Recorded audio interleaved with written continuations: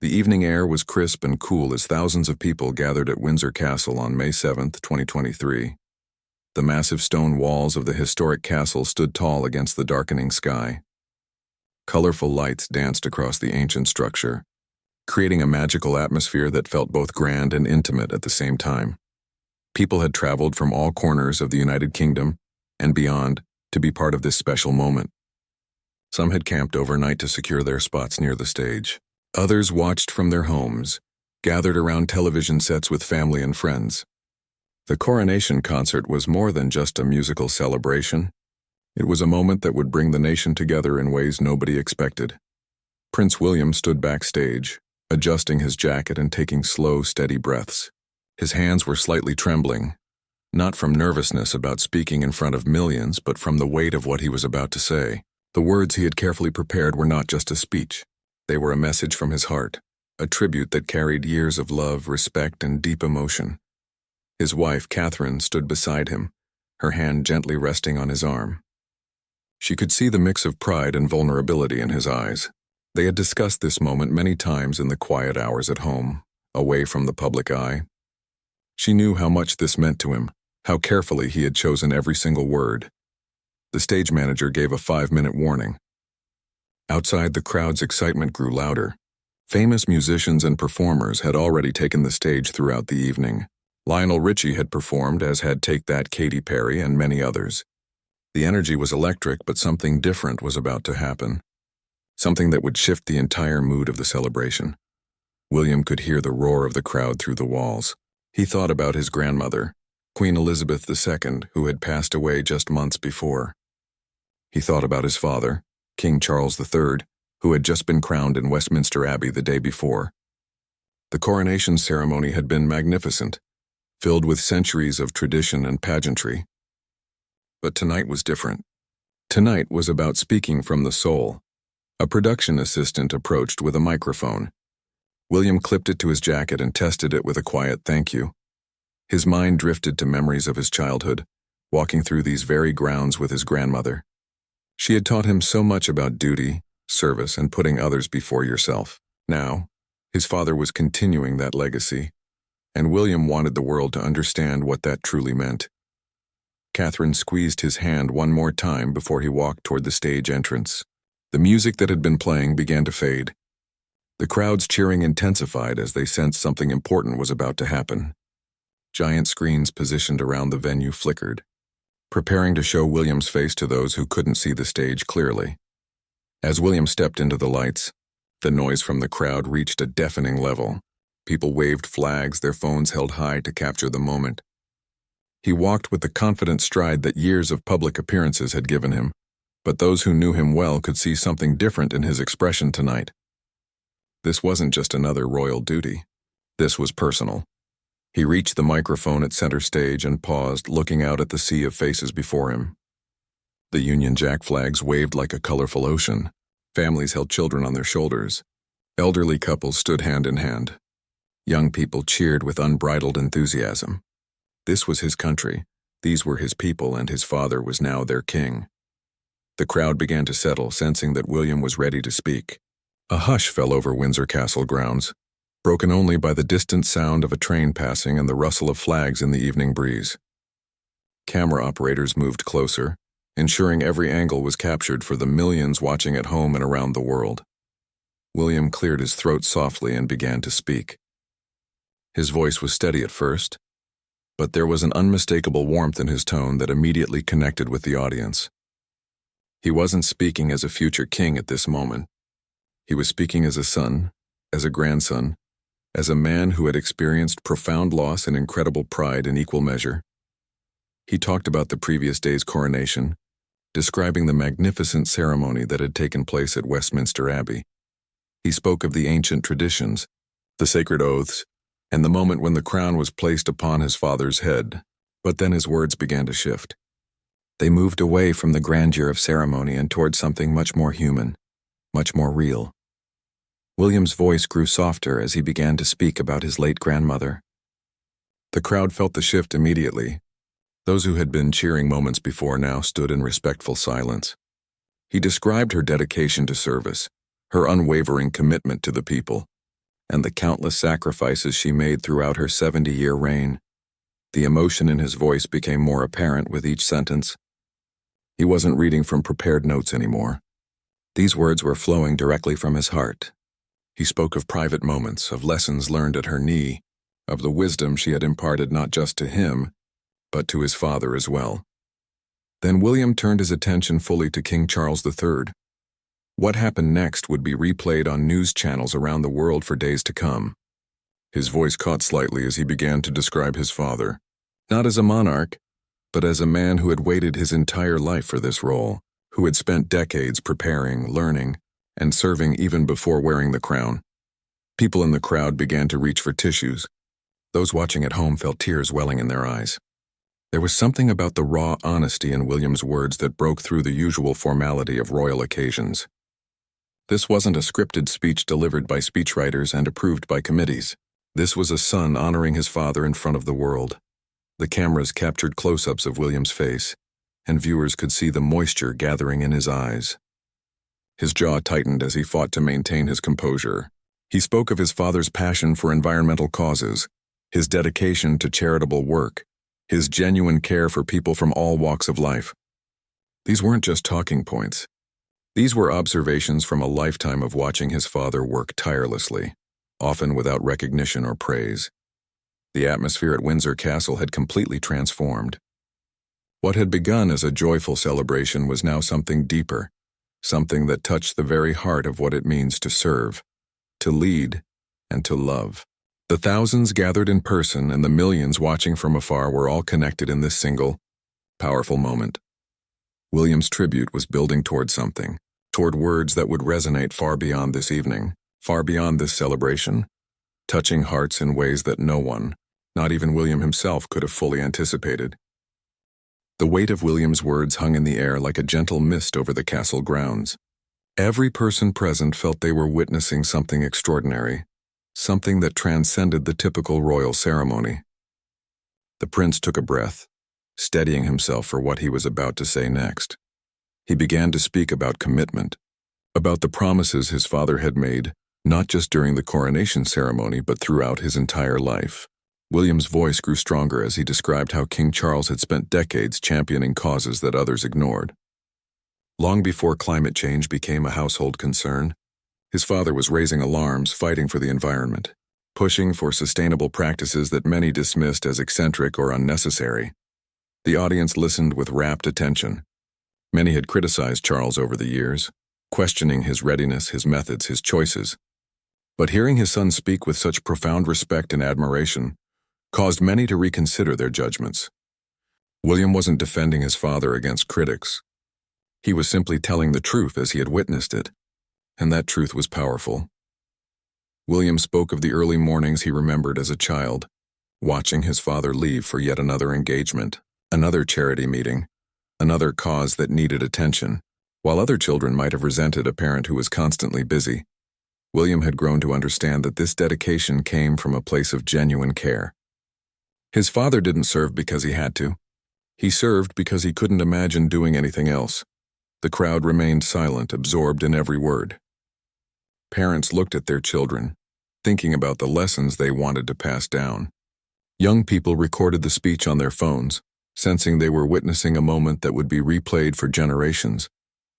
The elderly in the audience nodded with understanding, recognizing the rare gift of seeing a son honor his father with such public affection and respect. William's tone shifted slightly as he addressed the challenges his father had faced. He didn't shy away from the difficult moments, the times when Charles had been misunderstood or criticized. Instead, he spoke of resilience, of staying true to one's convictions even when the path is lonely. He described watching his father face adversity with grace, never allowing bitterness to take root, always choosing to respond with dignity rather than defensiveness. These words resonated deeply with people who had faced their own struggles, who had been misunderstood or judged unfairly. William was reminding everyone that even those born into privilege experience pain, doubt, and hardship. The difference, he suggested, was in how one responds to those challenges. The prince then spoke about family, and here his voice became even more tender. He talked about being a father himself, about understanding now, in ways he couldn't have before having children, the depth of parental love, and the desire to leave the world better for the next generation. He described watching his father with Prince George, Princess Charlotte, and Prince Louis, seeing the joy and pride in the new king's eyes as he spent time with his grandchildren. This personal touch brought fresh tears to many eyes. The crowd could picture these intimate family moments, grandfather and grandchildren playing together, sharing stories, building memories. It humanized the monarchy in a way that formal ceremonies never could. These weren't just figureheads or symbols. They were real people with real relationships, real love, and real bonds. William spoke of his mother, Princess Diana, though he didn't mention her by name. The reference was subtle but unmistakable. He talked about lessons learned from loss, about how tragedy can either break a person or forge them into something stronger. He described how his father had helped him and his brother navigate their grief, how Charles had been there in the dark moments, even while dealing with his own pain and public scrutiny. The audience felt the weight of these words. Many remembered where they were when Princess Diana died, remembered the global outpouring of grief, remembered the two young princes walking behind their mother's coffin. To hear William now speak of those times, acknowledging his father's support during that impossible period, added new layers of understanding to a story the world thought it knew completely. But William wasn't dwelling on sadness. He was building towards something hopeful, something inspiring. He spoke of renewal, of second chances, of the capacity humans have to grow and change. He mentioned his stepmother, Queen Camilla, and the grace with which she had taken on her role. His words were carefully chosen, acknowledging the complexity of their family's history while focusing on the present and future. Respect in his voice when speaking about Camilla surprised some listeners who still held on to old controversies, but William's sincerity was undeniable. He spoke of witnessing a partnership built on mutual support, of seeing his father finally find happiness and companionship. He spoke of watching Camilla embrace her duties with dedication and kindness, of seeing her earn her place through years of quiet service rather than seeking immediate acceptance. This acknowledgement felt healing somehow, as if William was giving permission for the nation to move forward, to let go of past judgments and embrace the present reality with open hearts. It wasn't about forgetting history. It was about recognizing that people and situations are more complex than headlines suggest. William then turned his attention to the future, to what his father's reign would mean for the country and the Commonwealth. He spoke of the values King Charles would bring to the role, shaped by decades of preparation, by witnessing his mother's example, by his own experiences and passions. He described a monarchy that would be both rooted in tradition and responsive to modern needs. The crowd began to sense where William was heading with his words. There was a building emotion, a crescendo approaching. His voice maintained its steadiness, but there was an undercurrent of deep feeling that everyone could sense.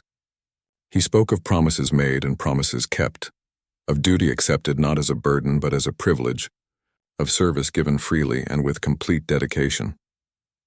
William looked directly into the cameras, knowing that his words were reaching far beyond the thousands gathered at Windsor Castle. He was speaking to millions across the United Kingdom and the Commonwealth, to people in cities and villages, to the young and old, to those who had always supported the monarchy, and those who questioned its relevance. He was speaking to history itself, marking this moment as something significant. He mentioned the coronation oath his father had taken, the promises to govern with justice and mercy, to uphold the laws and customs, to serve the people with wholehearted dedication.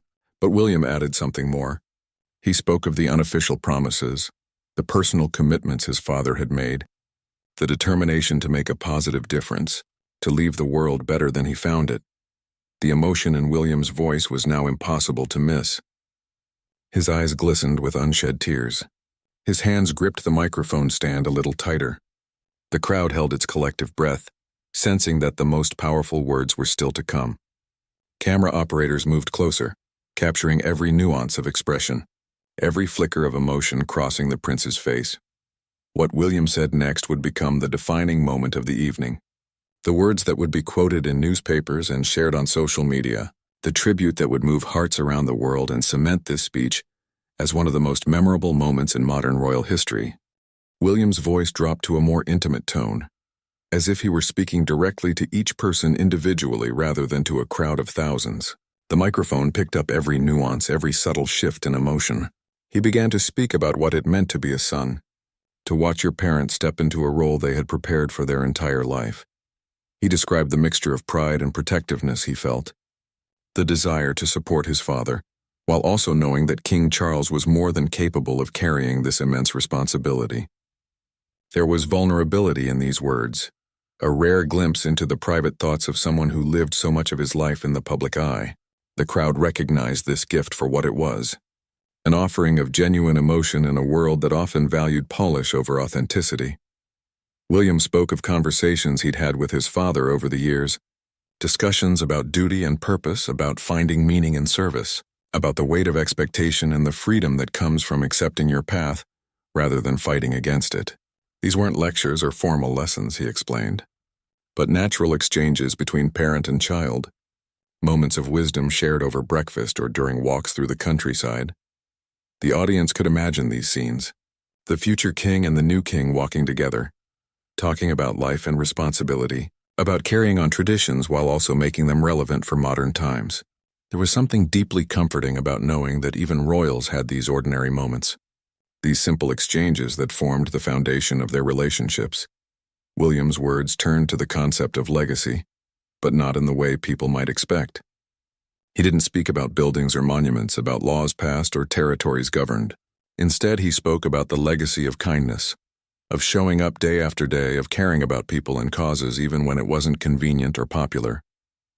He described his father's work with young people, his efforts to create opportunities for those who might otherwise be overlooked. These examples brought the abstract concept of monarchy down to earth. People in the audience remembered their own encounters with charitable organizations, the programs and initiatives that had touched their lives, or the lives of people they knew. Many of these bore the mark of King Charles's influence, his decades of advocacy creating ripples that spread far wider than most realized. William spoke about environmental stewardship, and here his voice took on a note of urgency. He talked about his father's prophetic warnings about climate change, given decades before the scientific consensus became widely accepted. He described being a teenager and hearing his father speak passionately about protecting the planet, about sustainable agriculture, about the interconnection between human well-being and environmental health. Back then, William admitted he hadn't fully grasped the importance of these issues. Like many young people, he had other concerns, other interests that seemed more immediate. But watching his father persist, never wavering in his commitment despite mockery and dismissal, had taught him about true courage. It wasn't courage in battle or in facing physical danger. It was the courage to stand alone for what you believe is right, knowing that vindication might not come in your lifetime. The crowd stirred at these words. Many had been skeptical of King Charles's environmental advocacy over the years, viewing it as eccentric or impractical. But climate change was no longer a distant threat. It was affecting lives now, and suddenly those early warnings seemed less like eccentricity and more like wisdom. William's words helped people see his father's work in this new light, recognizing the sacrifice required to champion unpopular causes. William then spoke about mental health, another area where his father had been ahead of his time. He described King Charles's efforts to reduce stigma, to create programs supporting emotional well-being, to recognize that health meant more than just physical fitness. These initiatives had paved the way for William's own work in this field, creating a foundation upon which the younger generation of royals could build. This acknowledgement of generational continuity was powerful. William was making it clear that the work didn't begin or end with any single person. His grandmother had served with devotion, his father was continuing that service in his own way, and William himself would one day carry the torch forward. But each generation brought its own perspective, its own passions, its own way of connecting with the people they served. The prince's voice grew stronger as he addressed the youth in the audience and watching at home. He told them that service didn't require a crown or a title. It didn't require wealth or special privileges. Service was available to anyone who chose to care about something beyond themselves, who chose to contribute rather than simply consume, who chose to build up rather than tear down. These words sparked something in the younger members of the audience. They stood a little straighter, listened a little more intently. William was issuing a challenge wrapped in an invitation, suggesting that they too had a role to play in shaping the future. The monarchy wasn't asking them to be passive observers. It was asking them to be active participants in creating the kind of society they wanted to live in. William spoke about unity, about the things that connected people rather than divided them. He acknowledged the diversity of the nation, the many backgrounds and beliefs and experiences that made up modern Britain. But he also spoke of shared values, common hopes, universal dreams of safety, prosperity, and happiness for loved ones. His father, he said, understood this deeply and would serve everyone, regardless of who they were or where they came from. This message of inclusion resonated powerfully in a time when division often seemed to dominate the headlines. People of different political views, different backgrounds, different generations, all found something to appreciate in William's words.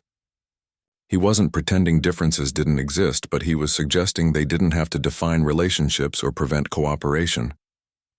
The prince then paused, and in that pause the entire atmosphere shifted. The audience sensed that William was approaching the emotional heart of his tribute. His jaw tightened again and he blinked several times, clearly fighting back tears. Catherine, watching from the side of the stage, felt her own eyes filling. She knew what was coming, had heard him practice these words, had held him as he worried about being able to deliver them without breaking down. William looked up at the sky for a moment, gathering himself. When his eyes returned to the crowd, they were bright with moisture. His voice, when he spoke again, was thick with emotion, but still clear, still strong. He addressed his father directly now, speaking as if they were the only two people present. Though millions were listening, he thanked his father for the sacrifices made, for the years of preparation, for the dedication to duty that had shaped every decision and every day. He thanked him for being a present father despite impossible demands, for making time for family even when the world seemed to require his constant attention. He thanked him for teaching by example, for showing what it meant to serve with humility and grace. The crowd was openly crying now. Tough men wiped their eyes. Mothers clutched their children. Elderly couples held hands tighter. This wasn't just a son honoring his father. It was every child's love for their parent, expressed with rare eloquence and profound sincerity. William's voice wavered as he continued addressing his father, and the rawness of the moment was almost overwhelming. He spoke of witnessing his father's journey, seeing him prepare for this role year after year, decade after decade, maintaining his dedication even when the wait must have felt endless. The patience required for such a path was almost incomprehensible to most people. Yet King Charles had never wavered, never complained, never allowed frustration to diminish his commitment.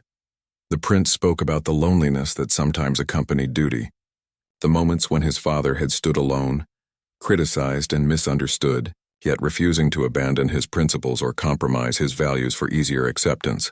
William's words painted a picture of quiet strength, of resilience that didn't need to announce itself, of determination that persisted through opposition without becoming bitter or hardened. People in the audience thought about their own parents, their own family members who had sacrificed and persevered in less visible ways. William's tribute was connecting the particular experience of his father to the universal experience of honoring those who came before, those who gave more than they received, those who served without seeking applause. The personal had become universal, and the universal had become deeply personal. William mentioned specific moments that had shaped him, times when his father's guidance had made all the difference. He spoke of learning about responsibility not through lectures but through observation, watching his father navigate complex situations with thoughtfulness and care. He described learning about empathy by seeing his father genuinely listen to people from all walks of life, treating everyone with equal dignity regardless of their status or position. These lessons, William explained, weren't taught in classrooms or found in books. They were absorbed through daily example, through watching someone live their values rather than simply talking about them. His father had shown him that true leadership wasn't about commanding others or wielding power. It was about serving others and empowering them to reach their potential. The cameras captured tears streaming down faces throughout the crowd. Even the camera operators, seasoned professionals who had filmed countless events, found themselves moved by the authenticity of the moment. Security personnel standing at attention blinked back their own emotions. The staff members working the event paused in their tasks, drawn into the power of William's words. William spoke about the toll that public service takes on families, the missed dinners and interrupted holidays, the constant scrutiny and lack of privacy. But he also spoke about the rewards, the privilege of making a positive difference, the deep satisfaction that comes from contributing to something larger than oneself. His father, he said, had helped him understand that privilege carried responsibility, that those who had been given much were expected to give much in return. This message challenged common perceptions about royal life. Many people focused on the castles and the crowns, the ceremonies and the wealth. William was reminding everyone that these came with obligations, that the luxury was accompanied by duty, that the public role left little room for private freedom. His father had accepted these terms completely, embracing both the benefits and the burdens with equal grace. The prince then addressed something many had wondered about, but few had heard discussed so openly. He talked about his father's relationship with Queen Elizabeth II, about watching son and mother work together, about witnessing the respect and affection between them. William described his father's devotion to his mother, the way he had supported her throughout her long reign while simultaneously preparing himself for when his own time would come. This relationship between sovereign and heir had been complex, requiring patience and understanding from both parties. William spoke of the delicate balance his father had maintained, always respectful of his mother's position, while also developing his own voice and his own areas of focus. It was a lesson in honoring the past while building the future, in respecting tradition while embracing necessary change. William's voice strengthened as he spoke about his grandmother's final months. He described how his father had been there, providing comfort and support, showing the tenderness that existed behind the public formality. When she passed, the loss had been profound, felt not just by the family but by millions around the world. But through the grief, William had watched his father step forward, ready to take on the role he had prepared for his entire life. The transition had been seamless in its execution, but emotionally complex in its reality. William spoke of the grace with which his father had honored his mother's memory, while also stepping fully into his own identity as king. There was no attempt to simply continue what came before. Instead, there was a respectful building upon that foundation, taking what was valuable from the past and adapting it for present needs. William addressed his father directly again, his voice breaking slightly as he spoke of pride. He was proud, he said, of the man his father was, not just of the king he had become. He was proud of the values his father embodied, the kindness he showed, the genuine interest he took in people's lives and concerns. He was proud to be his son, proud to follow his example, proud to be part of a legacy of service that stretched back generations and would hopefully continue forward for generations to come. The crowd erupted in applause at these words, but William raised his hand gently, indicating he had more to say. The applause died down quickly, replaced by an expectant silence. People sensed that the climax of the tribute was approaching, that William was building to words that would capture the essence of everything he had been trying to express. William spoke about the coronation ceremony that had taken place just one day earlier. He described the moment when the Archbishop of Canterbury had placed the crown upon his father's head, the weight of that moment, the centuries of history converging in that single instant. But he also spoke about what the crown represented beyond its physical presence, beyond its gold and jewels. The crown, William explained, was a symbol of commitment to serve, a reminder of responsibility to care for people and nation, a visible sign of promises made and vows taken. His father had accepted that crown and all it represented with humility and determination. He had waited his entire life for this moment, and now that it had come, he was ready, prepared by decades of service and shaped by experiences both joyful and sorrowful. William's next words would be the ones that journalists would quote, that social media would share, that people would remember long after the concert ended. He took a deep breath, steadied himself, and spoke directly from his heart. His voice was clear despite the emotion, strong despite the tears that now flowed freely down his face. He told his father that he loved him, simply and directly, 3 words that carried the weight of a lifetime of feelings. He told his father that the nation was fortunate to have him as king, that his dedication and service were appreciated more than he might know, that his efforts to make the world better had not gone unnoticed or unvalued. He told his father that he was ready to support him in any way needed, to stand beside him to help carry the responsibility of service. The impact of William's declaration of love rippled through the crowd like a wave.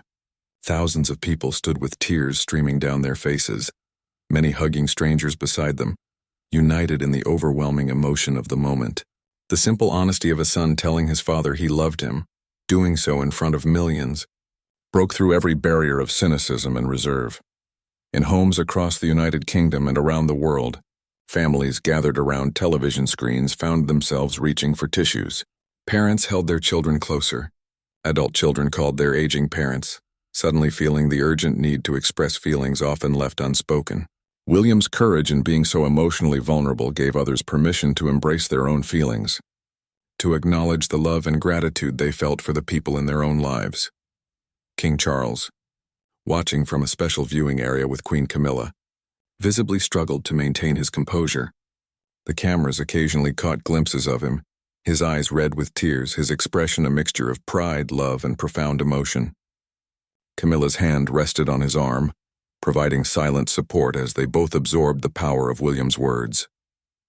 William continued speaking, his voice still thick with emotion but growing steadier as he moved forward. He addressed the nation now, speaking about what lay ahead, about the kind of reign his father would provide, about the values that would guide the monarchy in the years to come.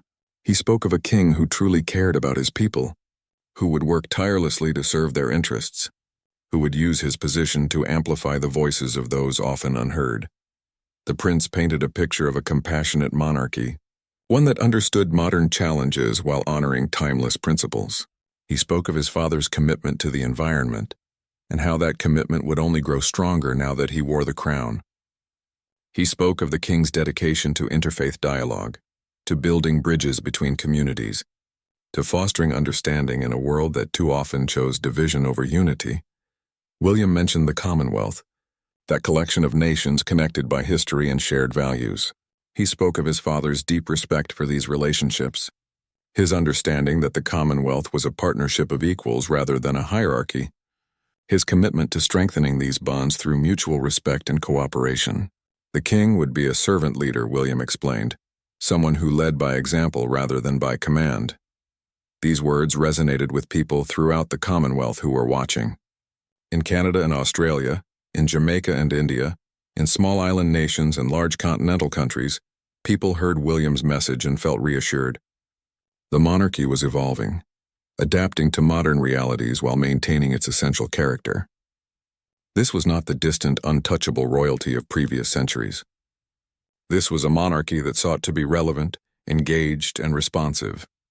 William then did something unexpected. He acknowledged the skeptics, those who questioned the relevance of monarchy in the modern world. He didn't dismiss their concerns or defend the institution with rigid arguments. Instead, he suggested that the monarchy's value would be proven through actions rather than arguments, through service rather than speeches. His father, he said, understood that respect must be earned continuously, that it could not rest on tradition alone. This humble acknowledgement won over many who had been watching with suspicion or indifference. William was showing that the royal family understood they lived in a democracy, that their role existed by the consent of the people, that they needed to demonstrate their worth through meaningful contribution. It was a refreshingly honest approach that spoke to contemporary sensibilities. The prince spoke about challenges facing the nation and the world. He didn't pretend these challenges were simple or that solutions would be easy, but he expressed confidence that under his father's leadership, the monarchy would be part of the solution, working alongside government, charitable organizations, and individual citizens to address problems and create opportunities. William mentioned housing insecurity, a cause his father had championed for decades. He spoke of youth unemployment, environmental degradation, social isolation among the elderly, mental health crises, and educational inequality. These weren't abstract policy issues. They were real problems affecting real people, and William made it clear that his father had spent years working on these issues and would continue to do so with even greater resources and influence as king. The audience appreciated this concrete focus. William wasn't just offering platitudes or vague promises. He was connecting his father's past work to future priorities, showing continuity of purpose and demonstrating that the coronation wasn't an ending, but a new beginning with expanded capacity to make a difference. William's tone shifted again, becoming more reflective and philosophical. He spoke about the nature of time, about how quickly years pass, about the preciousness of moments spent with loved ones. He mentioned his own children, how being a father had deepened his understanding of his own father's choices and sacrifices. He spoke about the lessons he hoped to pass to the next generation, lessons learned from both his father and his late mother. This mention of lessons from both parents was significant. William was weaving together different strands of his family's history, honoring multiple influences, acknowledging that wisdom comes from many sources. He spoke of his mother's empathy and emotional openness, her ability to connect with people on a human level. He spoke of his father's intellectual depth and moral courage, his willingness to take stands even when they were unpopular. The combination of these influences, William suggested, had shaped him into the person and the leader he was becoming. He would need all of these lessons in the years ahead, as he prepared for his own eventual role.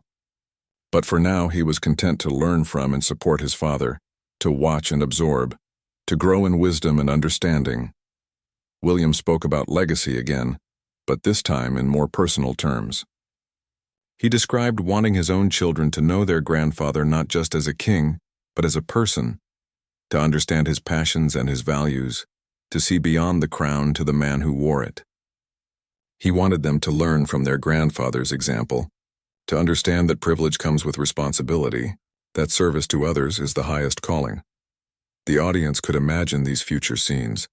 Prince George and his siblings learning from King Charles just as William had learned from him. The passing down of values and wisdom from generation to generation. It was a comforting thought, suggesting continuity and stability in an ever-changing world. William began to bring his tribute to a close, though it was clear he could have spoken for hours more. There was so much to say, so many feelings to express, so many moments to honor, but he understood that the power of his words came partly from their restraint, from choosing the most important things to say rather than trying to say everything. He returned to the theme of service one final time, calling it the golden thread running through his family's history.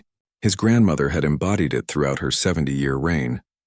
His father had practiced it for decades and would continue to do so as king. William himself was committed to it, as were other members of the royal family. Service was not just a duty. It was a privilege and honor, a way of finding meaning and purpose in life. William's final words to his father were simple but profound, carrying the emotional weight of everything that had come before. William looked directly toward where his father sat, his voice strong despite the tears that continued to fall. He spoke words of blessing and support, expressing hope for the years ahead and confidence in his father's ability to meet every challenge. He spoke of standing together as a family, of the strength that came from unity, of the love that bound them through good times and difficult ones. His final sentence was delivered with perfect clarity, each word given weight and space. He told his father that the nation was in good hands, that history would remember this reign with respect and admiration, and that he, William, was honored to be his son. Then he added one more phrase, spoken so softly that the microphone barely caught it, but those words would be replayed countless times in the days ahead. Becoming the defining moment of the entire evening, he said, "God save the king." But the way he said it transformed the traditional phrase into something deeply personal. It wasn't just a formal declaration. It was a prayer, a wish, a son's hope for his father's well-being and success. The emotion behind those 4 simple words contained everything William had been expressing throughout his tribute. The silence that followed was profound. For several seconds, no one moved or spoke. The entire gathered crowd seemed to be holding its breath, absorbing what they had just witnessed.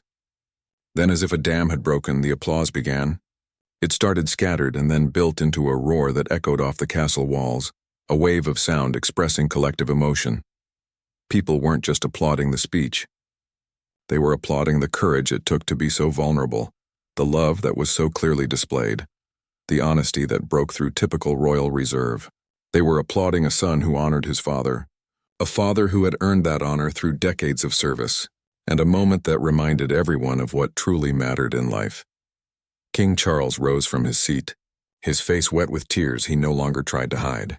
He moved toward the stage and William walked to meet him. When they embraced, the crowd's cheers intensified.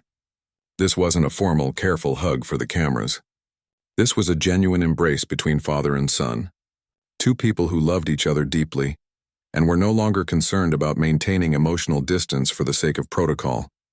They stood there for what felt like minutes, but was probably only seconds, holding each other while the crowd cheered and cameras flashed. Queen Camilla joined them, and then Catherine appeared with the children. The family stood together on the stage, a picture of unity and love that would grace front pages around the world the next morning.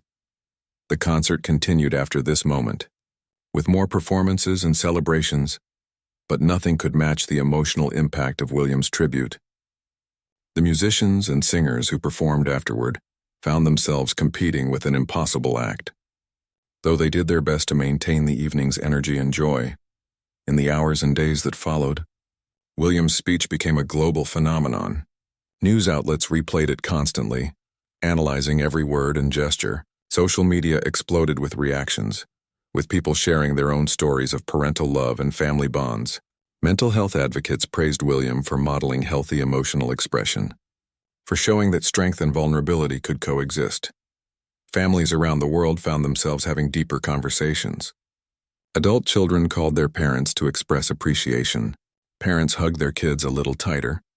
Teachers showed the speech to students as an example of effective public speaking and authentic emotion.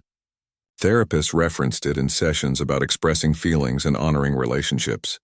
The speech transcended its immediate context. While it was specifically about King Charles and the Coronation, it touched on universal themes that resonated across cultures and contexts. The importance of service, the value of persistence, the power of love, the significance of honoring those who came before. These were messages that spoke to fundamental human experiences. Critics of the monarchy found themselves reconsidering their positions, not because William had made clever arguments, but because he had revealed humanity behind the institution. It was harder to dismiss or attack something when you saw the real people involved, when you witnessed genuine emotion and authentic relationships. William hadn't set out to win over skeptics, but his sincerity accomplished what defensive arguments never could. In the weeks following the concert, researchers and historians began analyzing the speech's impact. They compared it to other significant royal addresses throughout history, noting how it balanced tradition with modernity, formality with intimacy, public duty with private feeling.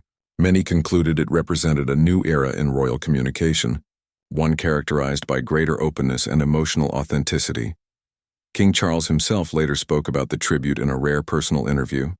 He described being overwhelmed by his son's words, by the love and support they conveyed, by the generosity of spirit they demonstrated. He admitted that maintaining composure had been nearly impossible, that he had been moved beyond words by William's tribute. The king expressed gratitude not just for the specific words spoken, but for the relationship they represented, for the bond between father and son that had been forged over years of shared experiences. The impact on William himself was also significant. He had taken a risk in being so emotionally vulnerable on such a public stage. He could have delivered a more traditional, reserved address that hit expected notes without revealing so much of his inner feelings, but he had chosen authenticity over safety, and the response validated that choice. William later reflected on the experience, sharing that speaking from the heart had felt necessary in that moment. He wanted to honor his father genuinely, not just fulfill a ceremonial obligation. He wanted people to understand who King Charles truly was, beyond the headlines and controversies. And he wanted to model a kind of leadership that wasn't afraid of emotion, that recognized strength could include tenderness. The tribute also strengthened the relationship between father and son in ways that would influence their working relationship for years to come. The public expression of love and support created a foundation of trust and mutual respect that would serve them well as they navigated the complexities of their roles. William had pledged his support publicly, and that pledge would shape his actions and choices going forward. For the nation and the Commonwealth, the tribute provided a moment of unity in divisive times. People of different political views, different backgrounds, different opinions about the monarchy itself, found common ground in appreciating the human moment they had witnessed. In an age of polarization and conflict, William's words reminded everyone of shared values and common humanity. The speech became a cultural touchstone, referenced in everything from academic papers to casual conversations. Years later, People would still remember where they were when they watched it, how it made them feel, what conversations it sparked. It joined the ranks of memorable speeches that transcended their immediate context to become part of collective memory. Perhaps most importantly, the tribute inspired people to express their own feelings more openly. In the days and weeks following the concert, florists reported increased flower sales as people sent appreciation to loved ones. Phone calls were made, letters written, visits arranged. William's example gave others permission and courage to express feelings often left unspoken, to honor relationships while people were still alive to appreciate it. The evening at Windsor Castle had been advertised as a celebration of King Charles's coronation, a musical concert marking a ceremonial milestone, but it became something much more significant, a moment when a son's love for his father touched hearts around the world, when authentic emotion broke through formal reserve, when everyone was reminded of what truly matters in life. Prince William's words that night left listeners in tears, but they were tears of joy, of recognition, of connection, tears that celebrated love and service and the bonds that hold families and nations together.